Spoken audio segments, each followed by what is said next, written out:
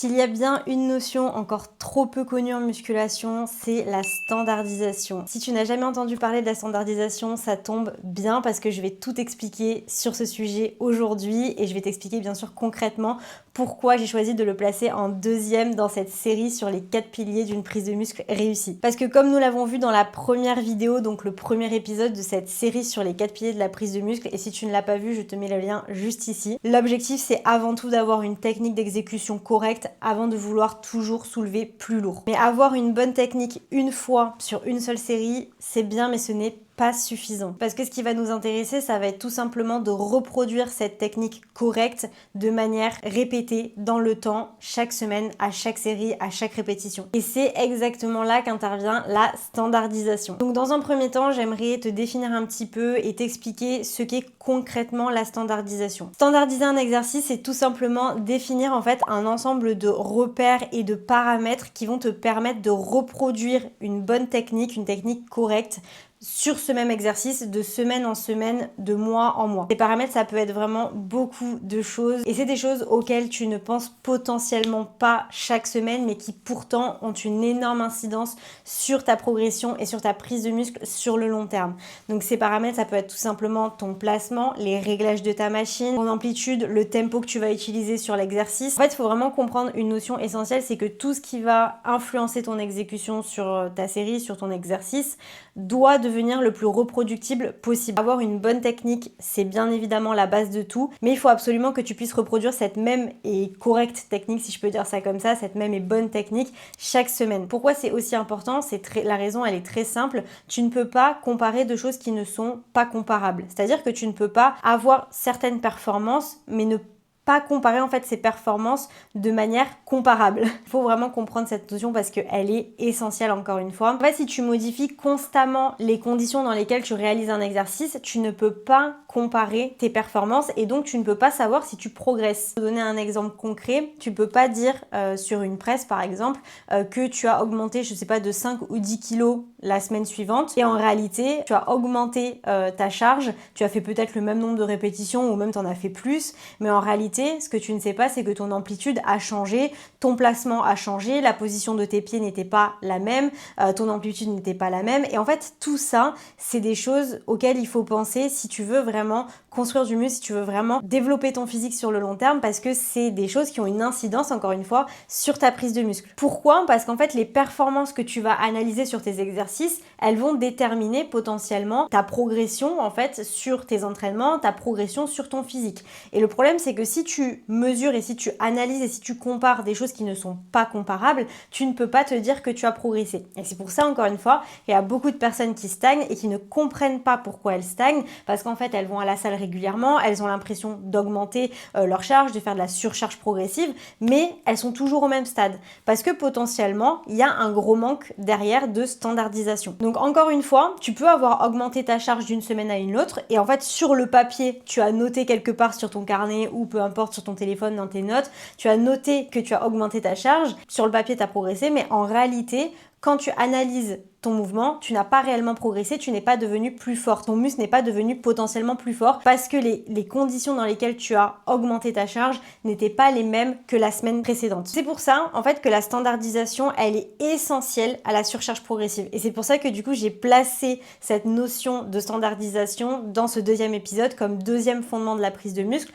parce que avant même de parler de surcharge progressive, avant même de vouloir augmenter ses charges, on doit standardiser ses exécutions, ses exercices, ces séries chaque semaine. La standardisation, ça consiste vraiment à contrôler les variables que tu peux contrôler, que tu es en capacité de contrôler. Parce que bien évidemment, tu peux pas reproduire au millimètre près l'amplitude que tu as eu la semaine dernière. Alors potentiellement, oui peut-être, mais tu vas pas calculer l'amplitude que tu as eu. Voilà, ça ne va pas jusque là. Il faut pas tomber dans un truc de complexification où en fait tu vas devoir en fait analyser au millimètre près l'amplitude que tu as eu. Ce n'est pas du tout le cas. Ça doit être des repères que tu peux contrôler, des repères qui sont relativement analysables, si je peux dire ça comme ça. Tu peux en fait noter par exemple, imaginons que tu t'installes sur le leg extension, une semaine tu vas mettre peut-être le dossier au 1 et la semaine d'après tu t'en es pas rendu compte, tu as mis le dossier au 2. Bien évidemment que ça peut changer tes performances sur l'exercice sans que tu t'en rendes compte en fait d'une semaine à une autre. Si tu fais ça tout le temps pendant plusieurs mois, bah forcément qu'au bout d'un moment tu vas pas comprendre tes performances, tu vas peut-être pas comprendre la stagnation que tu vas avoir, mais c'est tout simplement parce que tu ne reproduis pas exactement la même exécution. Encore une fois, par exemple, les réglages du leg extension, ou le réglage d'une autre machine, par exemple une presse ou peu importe, un leg curl par exemple, c'est des choses que tu peux contrôler, c'est des choses que tu peux noter. Tu vas savoir quel réglage tu utilises, donc en le notant bien évidemment, encore une fois, tu vas arriver la semaine d'après, tu pourras reproduire exactement les mêmes réglages et tu auras potentiellement exactement la même exécution et du coup tu pourras savoir si tu progresses réellement ou pas, en tout cas en étant placé de la même manière que les semaines précédentes. Et comme je le disais, encore une fois, ça peut être juste un détail, ça peut être simpliste, ça peut être basique, ça peut être vu comme quelque chose d'extrêmement simple en réalité, mais c'est quelque chose qui vraiment fait partie d'une prise de muscle qui réussit sur le long terme. Tu accumules des exercices qui sont reproduits de la même manière chaque semaine. En fait, tu t'assures de pouvoir avoir des performances qui sont comparables. Les entraînements, ils vont devenir de plus en plus précis et du coup, c'est là où tu pourras te dire « Ok, j'ai réellement progressé » ou « Ok, là, je vois que je stagne sur cet exercice. » En fait, tu peux pas dire, par exemple, que tu progresses ou même que tu stagnes encore une fois si les conditions dans lesquelles tu exécutes cet exercice-là changent tout le temps. Et je sais que je me répète, mais c'est hyper important. C'est une notion vraiment qu'il faut comprendre, qu'il faut appliquer à la salle sur tes entraînements pour pouvoir vraiment progresser. C'est la raison pour laquelle je conseille toujours de se filmer. Je l'ai déjà évoqué dans la vidéo précédente. Te filmer, c'est un des meilleurs conseils que je pourrais te donner. 1, pour pouvoir analyser ton exécution, comme je l'ai expliqué dans le premier épisode, et 2, pour voir justement si au fil des semaines, ton exécution change, tes placements changent, ou ton tempo change par exemple, ton amplitude change, etc. Parce que entre ce que tu penses faire sur l'exercice, que tu peux potentiellement ressentir, et ce que tu fais réellement dans la réalité de manière factuelle, ça peut être deux choses qui sont complètement différentes. Toi, tu peux penser que tu as une bonne amplitude, tu peux penser que tu as un bon tempo, mais en réalité, tu t'en rends pas forcément compte que ton tempo, il a changé, que ton tempo, il va un petit peu plus vite, que ton amplitude, elle n'est pas totalement complète. Et en fait, c'est des choses, du coup, que tu pourras remarquer, que tu pourras analyser en te filmant. C'est pour ça que personnellement, dans mon accompagnement, dans mes coachings, je demande énormément de vidéos. À chaque fois que les filles, elles vont faire un entraînement, elles vont m'envoyer leurs vidéos, leurs exercices en vidéo, juste après leur entraînement, pour que je puisse justement analyser ce qui va pas et avoir ce regard extérieur, ce regard objectif sur ce qu'elles vont réellement faire. Ça va me permettre également de comparer bien leurs performances d'une semaine à une autre en fonction de leur technique, en fonction de leur placement, etc.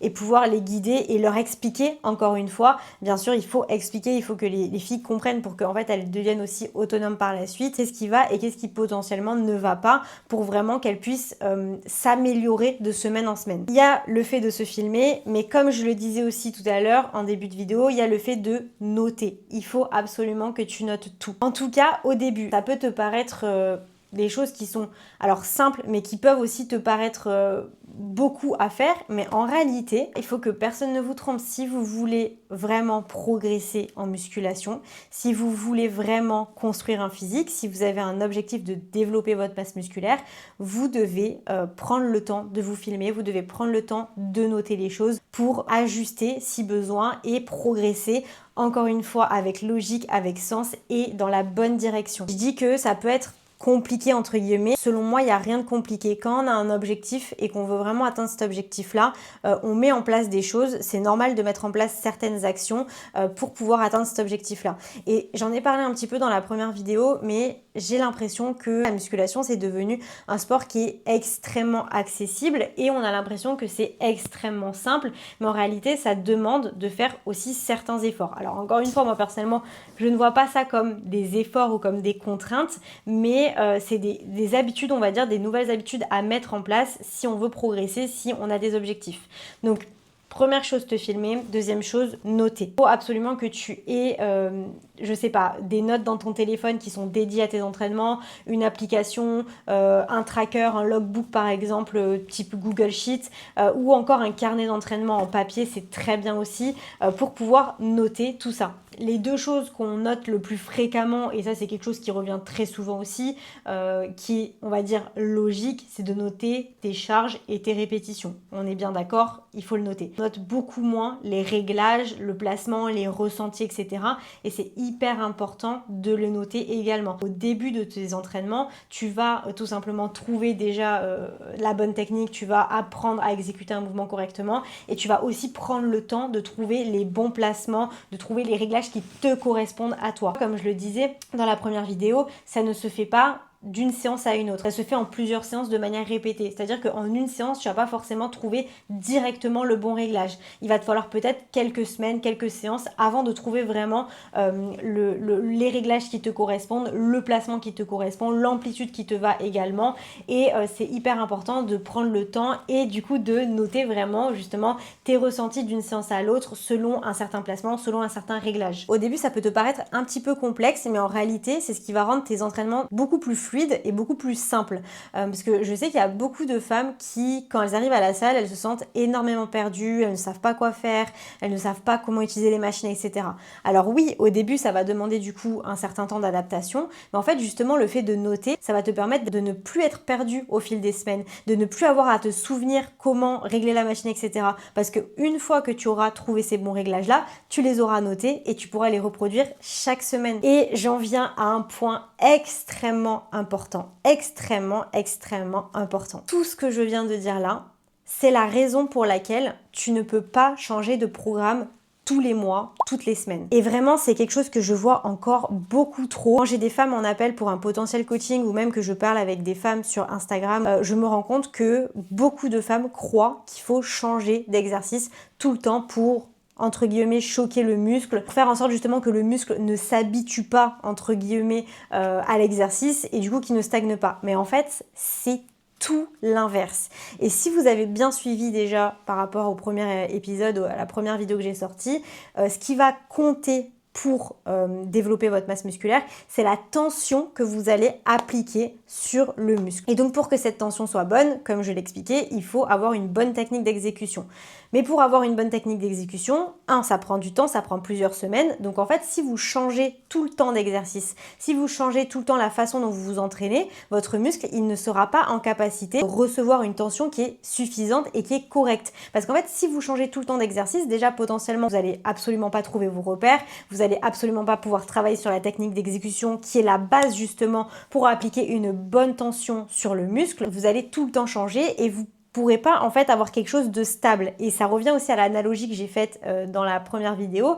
C'est comme si en fait vous construisez votre maison, donc là vous construisez votre physique sur des fondations qui sont pas stables du tout, qui sont trop fragiles, qui sont on va dire volatiles. Vous n'allez pas poser des fondations solides, vous n'allez pas poser en fait des bases pour pouvoir justement après construire par derrière correctement et de manière vraiment stable et sur le long terme. Parce que, encore une fois, pour standardiser un mouvement, ça met du temps. Il faut répéter, répéter, répéter jusqu'à ce que ça rentre, jusqu'à ce que votre cerveau intègre l'information que vous voulez lui faire intégrer. Je reprends l'exemple que j'avais pris dans la première vidéo, c'est comme apprendre un instrument, c'est comme conduire, vous devez répéter, répéter, répéter jusqu'à ce que ça rentre. Et en fait, une fois que c'est rentré, en fait, ça va devenir beaucoup plus fluide. Une fois que tu as cette base-là de standardisation, une fois que tu sais correctement comment exécuter un mouvement, que tu connais tes réglages, que tu connais ton placement, que tu es à l'aise, que tu te sens plus perdu et que tu te sens vraiment bien sur le mouvement, c'est à ce moment-là que tu commences à réellement progresser. On va dire que tu passes sur vraiment une vraie phase de progression et c'est là où on va parler de surcharge progressive, d'intensité, de performance, etc. Mais en fait, avant cette phase-là de progression, de performance, tout ça, il faut poser les bases pour pouvoir ensuite vraiment progresser durablement.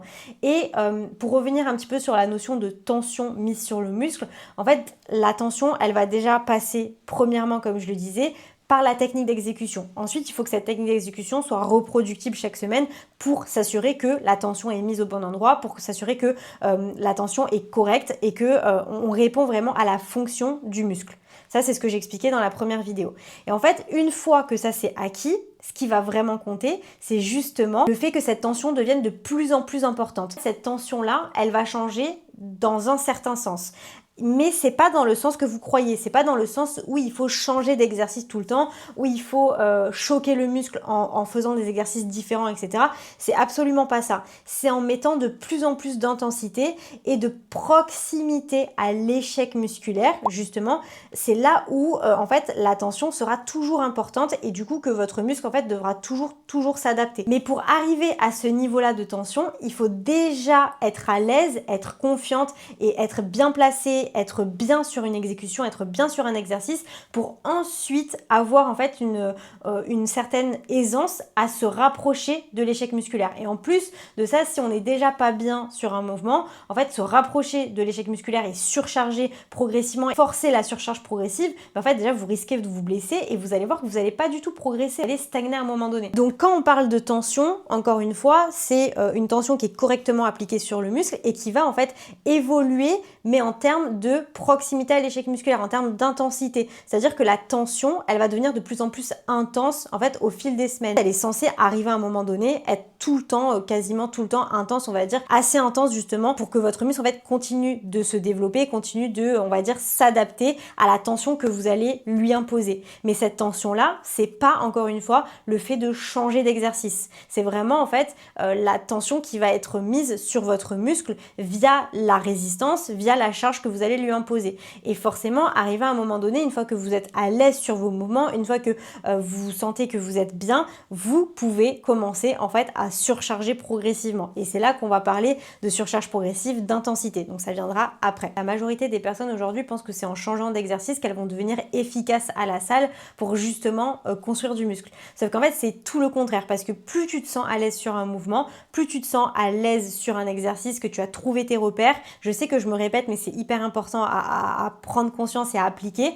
Plus tu as trouvé tes repères, plus tu te sens à l'aise et plus justement, c'est là que tu vas devenir efficace dessus parce que c'est là où tu vas pouvoir surcharger progressivement d'une bonne manière et que tu vas pouvoir mettre de l'intensité d'une bonne manière également. Et bien évidemment, c'est logique. Tes performances, du coup, elles deviennent beaucoup plus simples à analyser, beaucoup plus correctes à analyser et c'est là que tu peux analyser justement ta progression sur tes entraînements. Une fois que tu as passé cette phase de standardisation, donc tout ce que je viens d'expliquer, c'est vraiment toute cette phase de standardisation où tu vas justement chercher à recréer les mêmes repères, recréer le même exercice, les mêmes répétitions chaque semaine. Et une fois que tu as fait ça, c'est là où tu vas pouvoir concentrer ton énergie sur le fait de pousser l'effort un peu plus loin en termes d'intensité. Si tu ne l'as toujours pas compris, c'est quelque chose qui prend énormément de temps. C'est pas d'une semaine à une autre, d'une séance à l'autre que tu vas pouvoir trouver tes repères, que tu vas être 100% à l'aise sur les exercices. Ça prend énormément de temps. Pour te donner un exemple à titre personnel, j'ai commencé une nouvelle programmation il y a maintenant un peu plus de 2 mois et c'est au bout de voilà, à peu près 1 mois et demi, voire même du 2e mois, où j'ai commencé réellement à me sentir à l'aise sur tous mes mouvements, sur tous mes exercices. Je dis pas que j'ai pas progressé avant, parce qu'il y a eu une petite phase quand même de progression. Les 8 premières semaines-là, elles m'ont vraiment permis de me sentir à l'aise et ça peut aussi paraître un petit peu frustrant, mais en réalité, il faut prendre ce temps-là. Et en fait, ça peut être frustrant, mais c'est ce qui va vraiment te permettre d'évoluer après sur le long terme. Il faut poser des bases, il faut poser des fondations avant de chercher vraiment à augmenter des charges, mettre plus lourd, performer, etc. Ça vient vraiment après et c'est tout aussi important que ces premières fondations-là. Toutes les notions que je vais expliquer dans cette série, elles ont toutes leur importance, mais c'est essentiel de faire les choses dans l'ordre, étape par étape. Il y a une dernière notion que j'aimerais également aborder, c'est que la standardisation, contrairement à ce qu'on peut penser, elle va pas uniquement concerner la technique d'exécution. Parce que malheureusement, tu ne pourras quasi jamais reproduire les mêmes conditions chaque semaine. Alors là, tu vas me dire, attends, mais je comprends pas, Ange-Marie, tu viens de dire justement que l'objectif, c'est de reproduire l'exercice dans les mêmes conditions.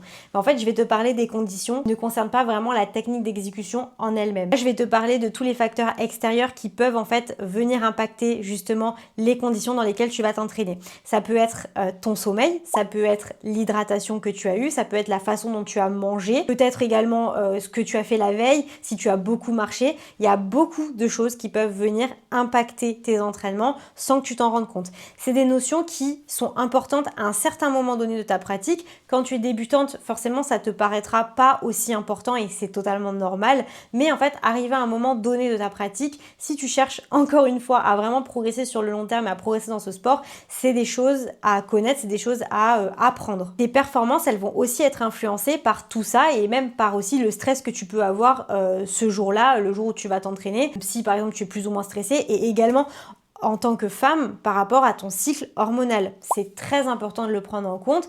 Il y a des personnes pour qui ça n'a absolument aucun impact et du coup ça c'est top aussi, il n'y a pas de sujet forcément à voir là-dessus, mais il y a des femmes pour qui le cycle, les différentes périodes du cycle ont un énorme impact sur les performances. Moi personnellement, avant, mon cycle n'avait pas énormément d'impact sur mes performances, sur mes entraînements, mais depuis on va dire un peu plus d'un an maintenant, je ressens vraiment une très grosse différence dans mes entraînements par rapport aux différentes périodes que je vais avoir au niveau de mon cycle hormonal. C'est aussi un paramètre à prendre en compte, c'est aussi quelque chose à traquer de ton côté, à analyser pour être sûr que, par exemple, si tu sens que tes performances stagnent un petit peu, tu peux regarder dans quelle période justement de ton cycle tu es et analyser un petit peu au fil des mois, des semaines, les différentes variables liées à ça et du coup pouvoir justement t'assurer d'avoir un maximum de recul sur tes entraînements, sur ta progression, etc. Mais mis à part ça, il y a quand même d'autres variables que tu peux contrôler et qui ne concernent pas forcément la technique d'exécution. Et je vais citer 4 variables principalement qui peuvent avoir un impact sur tes performances et qui ne concernent pas directement ta technique d'exécution. Le premier et le plus important, et ça c'est quelque chose vraiment que je retrouve, enfin c'est une erreur que je retrouve vraiment très fréquemment, c'est l'ordre dans lequel tu vas exécuter tes exercices. Si tu as un programme d'entraînement, tu es censé avoir un ordre précis pour tes séances d'entraînement et tu n'es pas censé faire des exercices dans un ordre différent d'une semaine à l'autre. L'ordre dans un programme d'entraînement a une énorme importance selon les groupes musculaires que tu veux développer, selon ta capacité à mettre de l'énergie sur certains exercices et l'ordre de ces exercices-là ont vraiment une incidence sur ta progression sur le long terme et bien évidemment sur les résultats que tu vas avoir au niveau de ton physique. L'objectif, ça va être, pour moi ça me paraît totalement logique, mais je sais que pour certaines personnes, ça ne l'est pas. L'ordre des exercices doit être le même chaque semaine. Donc ça veut dire que lorsque tu vas faire par exemple, je sais pas, une séance de jambes, je dis n'importe quoi, imaginons que tu as du leg extension en premier et ensuite tu vas avoir de la presse et ensuite peut-être que tu vas avoir du hip thrust. Je dis n'importe quoi. Je vais prendre l'exemple où tu vas du coup sur une semaine faire la presse avant le leg extension et du coup tu vas faire le leg extension en deuxième alors que tu as toujours fait le leg extension en premier. Et bien là tu vas arriver sur ton leg extension et tu vas te dire mince mais je comprends pas pourquoi je peux pas soulever aussi lourd que la semaine dernière ou je comprends pas, je sens que c'est beaucoup plus dur cette semaine. Mais en fait c'est normal parce que du coup tu as changé l'ordre de l'exercice. Le leg extension tu le faisais en premier et quand tu le fais en premier, bah forcément tu es beaucoup plus fraîche, tu es beaucoup plus énergique, enfin tu as le plus d'énergie à ce moment-là. Alors que si tu viens de faire la presse, déjà la presse ça reste quand même un exercice qui est assez, on va dire assez taxant parce que c'est un exercice qui est quand même polyarticulaire. C'est un exercice où tu vas recruter quand même un petit peu tes quadriceps et donc quand tu vas arriver sur ton leg extension, tu auras déjà une fatigue nerveuse et physique et musculaire que tu auras accumulée sur la presse et donc forcément ça se retranscrit sur tes performances sur le leg extension. C'est pour ça que c'est hyper important de garder le même ordre dans la mesure du possible bien évidemment parce que selon l'heure à laquelle tu t'entraînes à la salle et selon on va dire l'affluence de la salle, bah forcément que tu pourras pas tout faire correctement chaque semaine. Mais le plus possible, il faut que tu gardes le même ordre au niveau de tes exercices chaque semaine pour pouvoir vraiment analyser correctement tes performances et pouvoir progresser en fait correctement sur ta programmation sur le long terme. La deuxième variable, ça va être tes temps de repos. Là, c'est pareil, c'est quelque chose qui est hyper important à bien, on va dire, ancrer dans tes entraînements, dans ta programmation. Tes temps de repos doivent être globalement similaires d'une semaine à l'autre. C'est-à-dire que si par exemple, on prend toujours l'exemple du leg extension. Si sur le leg extension, une semaine, tu as pris par exemple 1 minute 30 de repos et la semaine d'après, tu as pris 2 minutes 30 et que tu te dis « Ah, trop bien, la semaine d'après, du coup, trop bien, j'ai augmenté ma charge, je me sens beaucoup plus forte sur le mouvement, j'ai fait 2 voire 3 répétitions en plus. » En réalité, c'est juste parce que tu as pris plus de temps de repos. Donc forcément, ton muscle a eu plus de temps pour récupérer. Donc forcément, il va être plus performant entre guillemets. Tu le laisses avec le même temps de repos. Là, tu pourras vraiment comparer tes performances d'une semaine à l'autre et voir si tu as réellement progressé. C'est encore une fois ce principe-là de standardisation, c'est en fait d'avoir les mêmes conditions générales, globales et spécifiques aussi dans lesquelles tu as fait travailler, dans lesquelles tu as entraîné ton muscle. Après, bien évidemment, c'est des choses qui peuvent être on va dire, flexible. C'est-à-dire que bien sûr, tu dois quand même garder globalement les mêmes temps de repos, mais imaginons que tu as mal dormi la veille et t'es pas forcément en forme sur ta séance, bah forcément que tu vas peut-être prendre un petit peu plus de temps de repos. Mais ça, c'est ok. Et encore une fois, c'est pour ça que c'est important, par exemple, d'avoir aussi sur ta séance une note, par exemple, sur l'énergie que tu as eue sur cette semaine-là, de pouvoir aussi comparer, par exemple, les séances par rapport au sommeil que tu as eu. Et moi, personnellement, c'est ce que je fais toujours pour moi et pour les filles que j'accompagne, pouvoir en fait analyser assez facilement leur progression, voir ce qui les fait progresser, ce qui les fait peut-être stagner un petit peu d'une semaine à une autre, et c'est hyper important. Les deux dernières variables, donc elles se rejoignent un petit peu. La première, c'est l'échauffement que tu vas avoir au niveau de ta séance. Est-ce que tu t'es échauffé de manière similaire que la semaine dernière?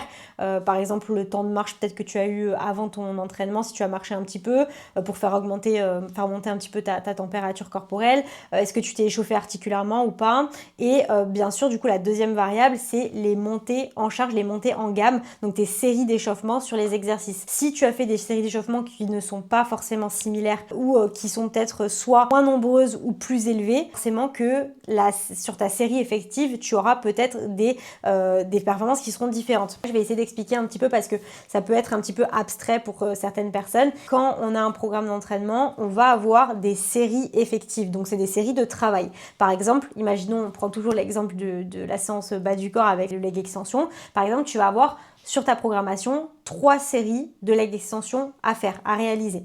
Sauf qu'en fait, avant ces séries effectives, tu vas quand même avoir, on va dire, peut-être 1, voire 2, voire 3 séries d'échauffement. Ça va vraiment dépendre de ton niveau, ça va dépendre aussi de la charge que tu utilises, parce que plus tu as une charge élevée, et plus tu vas devoir aussi faire des séries d'échauffement. Tu ne peux pas arriver sur ta première série de travail, par exemple, je sais pas, imaginons que ta série de travail, tu la commences à 60 kg, tu ne peux pas arriver comme ça d'un coup sur ta série à 60 kg. Il va falloir que tu fasses 1 à 2 séries d'échauffement avant pour monter progressivement ta charge et être sûr, voire même plus de séries d'échauffement, pour monter en charge progressivement et arriver sur ta série de travail en étant prête musculairement parlant, en étant prête au niveau de tes articulations, en étant prête aussi au niveau de ton système nerveux, en ayant aussi trouvé un petit peu tes repères, tes placements sur la machine. Tu ne peux pas arriver comme ça sur ta série de travail. Sinon, ça ne sera pas forcément une série qui sera 100% productive. Revenir à la variable du coup des séries d'échauffement et de l'échauffement, forcément, si ton échauffement change d'une semaine à une autre, ça peut avoir un impact sur tes performances.